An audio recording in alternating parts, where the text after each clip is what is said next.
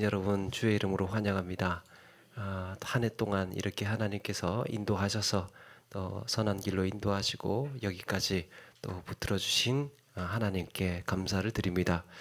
오신 분들 우리 좌우 옆에 인사 한번 하실까요? 잘 오셨습니다. 반갑습니다.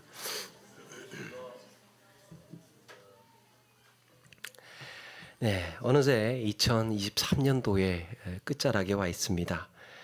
새해를 시작한 지가 벌써 엊그제 같은데 또 이렇게 한 해의 마지막 예배 자리에 서고 보니까 올 한 해도 하나님께서 인도하시고 우리 교회가 이렇게 교회와 각 가정에 이런 베푸신 은혜를 돌아보게 됩니다. 우리는 주님께서 맡기신 교회의 사명을 위해서 그동안 달려왔습니다. 각지에 흩어진 선교사들에게 기도와 헌신으로 마음을 같이 했고요. 지역을 밝히는 빛과 소금이 되기 위해서 명절에 떡을 나누고 또 성탄 선물을 나눴습니다. 교회 안에서도 매일 묵상과 또 공동체 성경 읽기, 수요 기도 훈련 학교를 통해서 말씀과 기도에 합당한 삶을 위해서 훈련해 왔습니다. 어제와 다른 오늘 하루하루 변화된 삶을 기대하면서 기도하기도 했습니다. 서로 격려하고 하나 된 교회를 세우기 위해서 그렇게 함께 일했습니다. 이 모든 우리의 수고와 헌신을 주님께서 아시고 기뻐하실 줄로 믿습니다. 또 한 해 동안 예배로 봉사했던 우리 찬양팀 그리고 안내팀 또 주방 봉사하신 우리 집사님 권사님들 또 차량 봉사 플로깅 등등 해서 여러 성도님들이 봉사와 섬김을 이렇게 아름다운 제사로 드렸습니다. 그런데 올 한 해를 또 돌아보면 우리에게 또 부족했고 아쉬웠던 것들도 있다고 생각을 합니다. 하나하나 돌아보는 가운데에 다가오는 새해에는 보다 새로운 다짐과 새로운 결단으로 하나님의 영광을 위해서 사는 우리 모두가 되시기를 바랍니다. 오늘 말씀의 전도자는 해 아래의 인생의 모든 수고는 헛되고 헛된 것임을 이야기를 했습니다. 그리고 제가 읽었던 말씀 바로 앞에 9절에는 일하는 자가 그의 수고로 말미암아 무슨 이익이 있으랴 그랬습니다. 일하는 사람이 그 수고로 인해서 무슨 이익이 있으랴. 인간은 이런 수고의 굴레를 벗어날 수 없음을 말하고 있습니다. 그렇다면 전도자는 우리의 인생이 수고하고 땀 흘려도 결국에는 헛된 것으로 끝날 것이니까 열심히 살아도 소용없다는 말을 하고 있는 걸까? 아니죠. 이 땅에서 열심히 살고 땀 흘리고 수고를 함에 있어서 우리가 꼭 기억해야 할 메시지가 있다는 겁니다. 하나님께서 만물을 지으시고 생명을 지으실 때 사람에게만 허락하신 은혜가 있습니다. 모든 만물을 다 지으시고 생명을 지으시고 사람에게만 허락하신 은혜. 그게 바로 영원성이에요. 영원성. 사람에게는 영원을 사모하는 마음을 주셨느니라. 다른 모든 것들은 때를 따라서 아름답게 하셨다고 합니다. 아름다운 것은 좋은데 때를 따라가야 된다는 거예요. 이 말이 무슨 말입니까? 때가 지나가면 시들어가거나 때가 지나가면 흘러가거나 때가 지나가면 잊혀지거나 묻혀간다는 거죠. 꽃은 한철이 지나면 시들고 떨어집니다.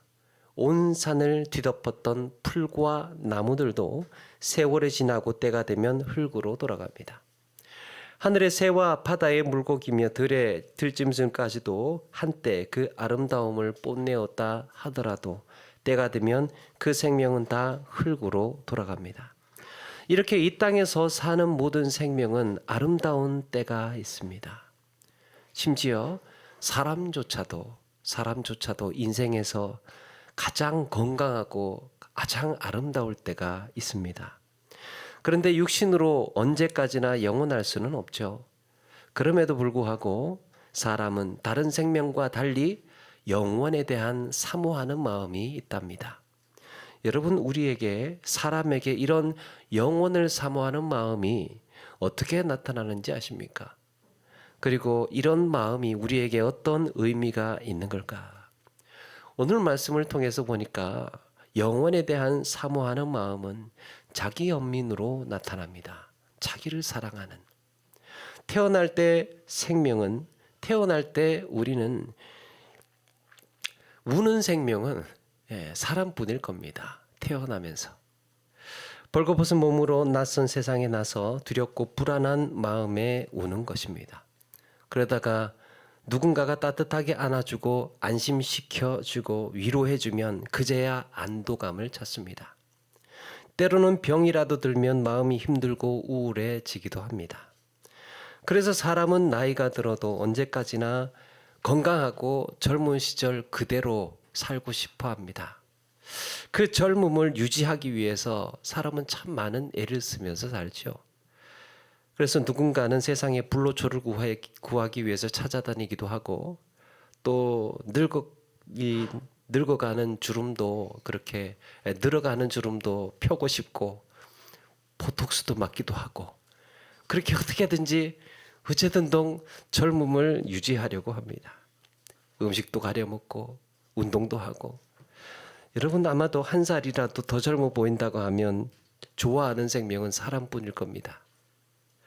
언제까지나 이렇게 건강하고 젊은 상태 그대로를 오래오래 지내고 싶어 합니다.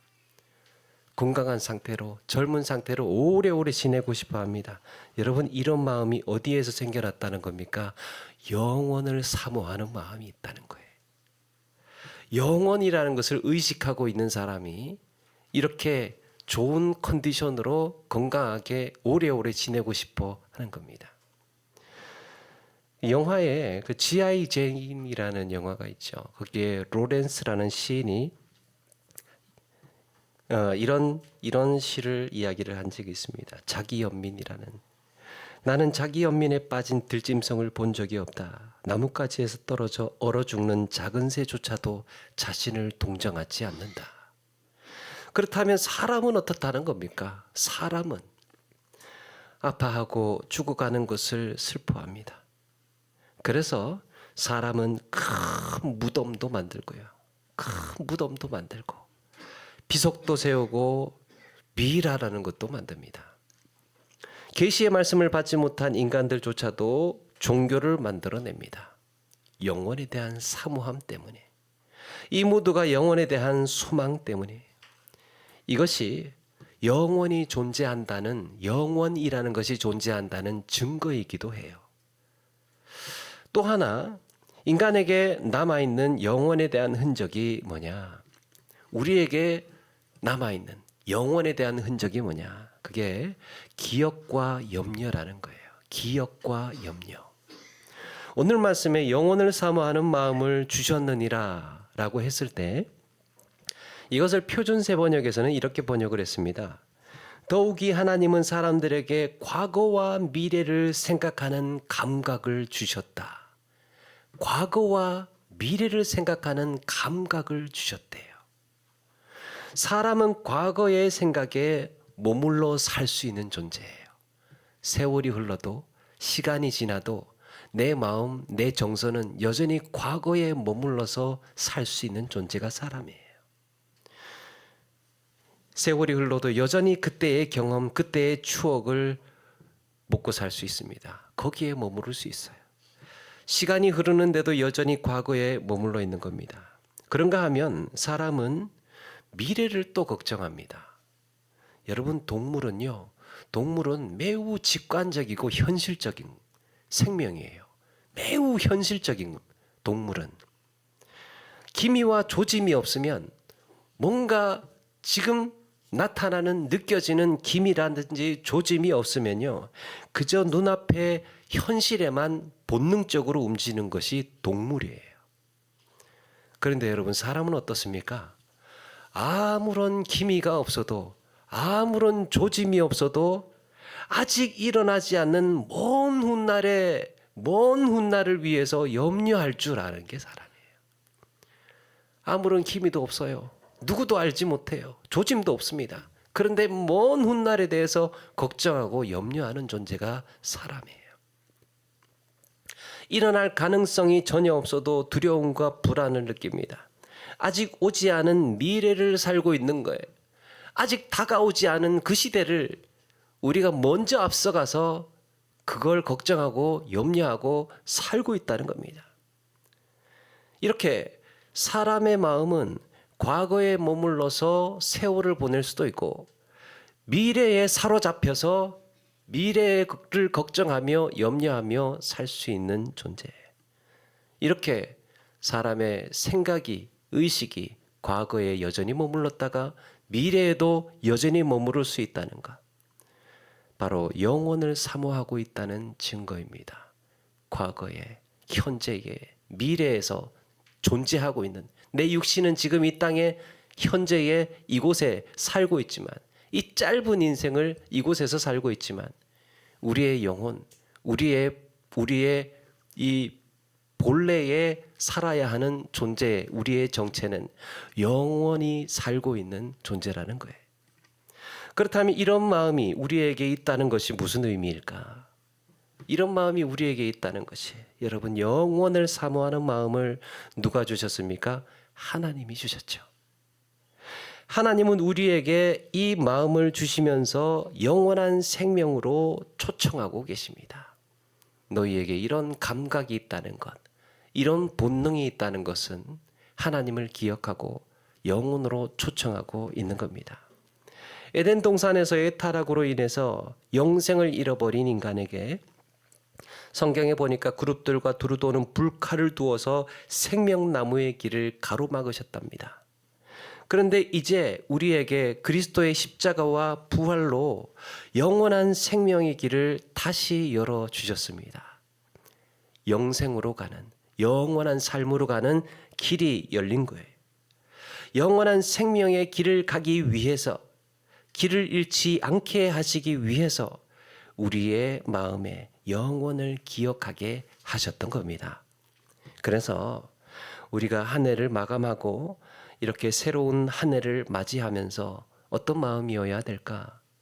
한 해 한 해를 영원한 시선으로 보아야 된다는 거예요. 지나왔던 시간, 그리고 앞으로 살아가야 할 시간, 우리가 이렇게 한 해가 바뀌어 가면서도 영원을 생각하는 시선으로 우리의 삶을 보자는 겁니다.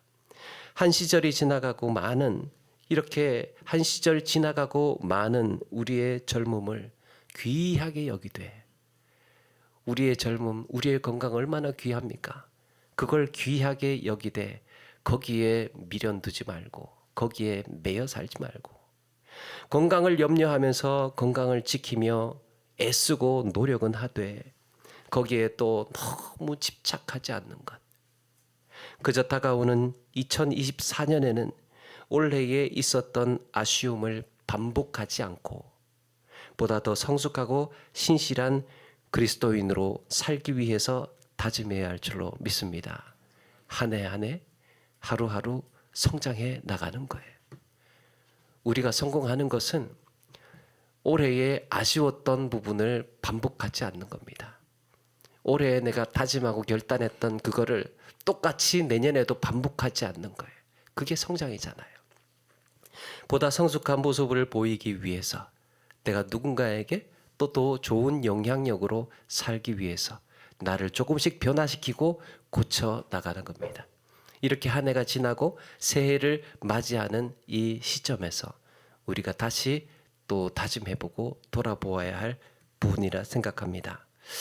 영원을 사모하듯이 영원하신 하나님을 그렇게 바라보며 하루가 지나고 한 해가 지날수록 더 변화되고 더 성장해 나가시는 저와 여러분 되기를 주의 이름으로 축원합니다.